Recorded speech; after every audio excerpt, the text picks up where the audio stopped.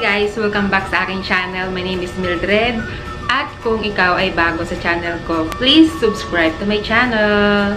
Sa video na ito guys, is i-share ko sa inyo ang aking experience tungkol sa pag-a-apply bilang isang domestic helper. So, sa kasalukuyan ako ay nag-a-apply bilang isang domestic helper sa Singapore. And dahil ako ay naiinip dito habang nag-aantay ng medical, dahil nga ako ay nagpa-medical na and iniintay lang namin yung result kung kami ay fit to work.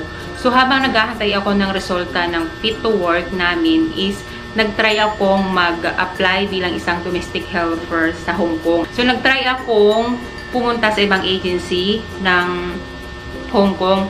And yung proseso doon kung paano mag-apply bilang isang domestic helper sa Hong Kong is pupunta ka ng agency and doon sa agency na yon mayroong pupuntang agency galing ng Hong Kong. So, yun yung tinatawag nila na broker. Ibig sabihin nun, kung personal ka may interview ng agency ng Hong Kong, may nag-recommend sa akin na kaibigan ko. And nagkita kami sa isang clinic kung saan ako nagpa-medical dahil nga ako ay bilang isang domestic helper sa Singapore.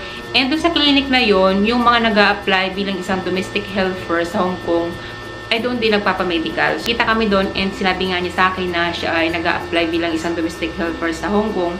And sinabi niya yung mga procedure and yung step by step and kung magkano yung magagastos and kung ano yung ginawa niya. Since ako nga ay naguguluhan or hindi pa makapag-decide kung saan nga ba talaga ako mag-a-apply bilang isang domestic helper.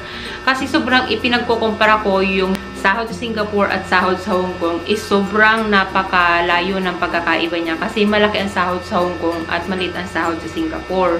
So dahil nga ako ay medyo naguguluhan, nag-try akong mag-apply. And lahat na aplikante doon may pagkakataon na ma-interview nung agency na galing sa Hong Kong.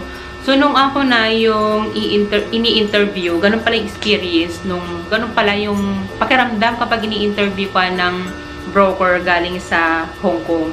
So, ang unang step, nag-fill up muna ako ng biodata and binigay ko dun sa mga empleyado ng agency. And naghintay lang siguro kami ng mga 1 hour and dumating na yung agency galing sa Hong Kong. So, isa-isa kami pinapapasok sa kwarto and i-interviewin ka niya yung agency ng Hong Kong. English na yun, ha? Habang ini-interview ka niya, may nakatutok sa'yo na ilaw kasi nakatutok dyan yung camera. Naka-record yung camera habang ikaw ay ini-interview. Kapag ikaw ay nakapasa sa interview ng broker, automatic nun, tanggap ka na. Ibig sabihin, merong nakalang employer para sa'yo. And on the spot na yun, magkakaroon ka ng employer kasi once na makapasa ka ng interview sa broker, ay ibibigay na yung information mo sa magiging employer mo. And yung employer mo ang tatawag sa'yo para ikaw ay interviewin. Kumbaga, kung anong in-offer niya sa'yo na kunwari ako yung nakapasa sa interview ng broker. Tapos tatawag sa akin yung employer. Kunwari, sasabihin ng employer sa akin na, kung ikaw, gusto kitang i-hire, ang aalagaan mo 2 bata, may aso, may pusa, ganyan. So, kapag tinanggap mo siya at gusto mo yung ganong klaseng trabaho, parang i-confirm ka niya na ikaw ay kukunin niyang katulong and i-confirm niya dun sa agency para ikaw ay hired. Automatic, meron ka ng employer. Yun yung proseso. So, nangyari sa akin, hindi ako nakapasa sa interview ng broker. Bakit kamo? Kasi hindi ko ginalingan. Kasi nga first time ko lang magpa-interview sa ganong broker at first time ko nga lang yung gawin.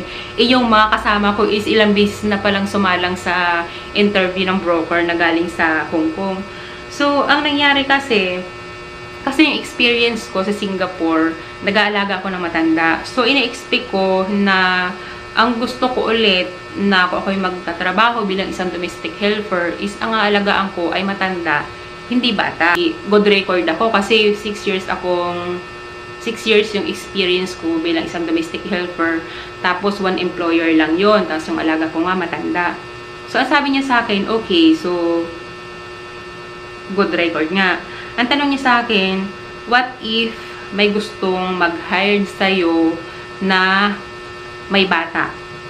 Ang sagot ko naman, hindi ko po prefer na tumanggap na ang aalagaan ko ay bata dahil mas sanay ako na mag-alaga ng matanda. Tapos may isa pa siyang itinanong sa akin, what if may gustong mag-hire sa'yo na may alagang aso, di kaya ay pusa, ano gagawin mo?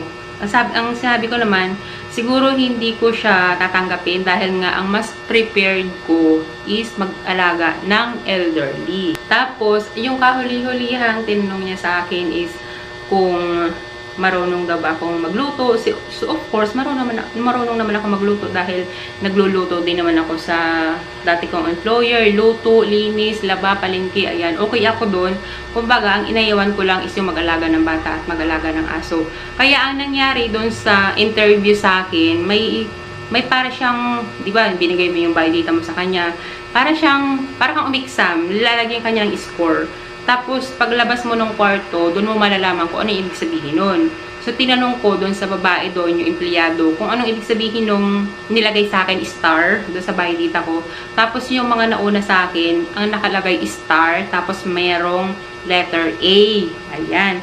So, sabi ko, ano pong ibig sabihin, ano pagkakaiba nung nilagay sa akin at doon sa kasama ko. So, ibig sabihin pala, hindi naman ako totally bagsak sa interview.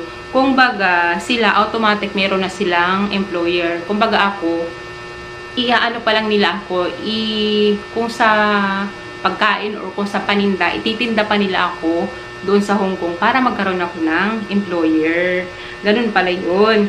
Kaya lang, maghihintay ako ng matagal. Kunwari, maghihintay ako ng mga 1 month bago nila itinda yung aking face kasi nga meron na akong record sa kanila, ini-record na nga nila ako habang ako ini-interview kasi nga yung qualification ko is pag-aalaga ng matanda. Kumbaga, pag initinda na nila yung aking pagmumukha dahil nga ang experience ko is pag-aalaga ng matanda. So pag may pumunta sa kanila na ang hinahanap ay pag-aalaga ng matanda, ako yung i-introduce nila. Ganon yung sistema.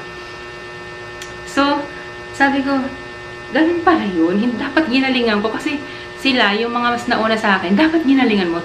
Dapat pag sinabing mag-aalaga na matanda, oo lang ng oo. Ganun kasi sila kagaling. Kasi lahat naman na nag-a-apply dun sa agency na pinuntahan ko, mga ex-abroad na sila, galing sila ng Middle East, tapos galing pa sila ng Singapore. Tapos yung mga experience nila ay pag-aalaga ng matanda, pag-aalaga ng bata. So, good qualification yung kanilang record, kumbaga ka-hired sila. Okay? Ganun pala dapat. So, hindi ko pa yan alam noon. And, ang sabi ng sa agency, nagpunta ako ay Webis ako in interview.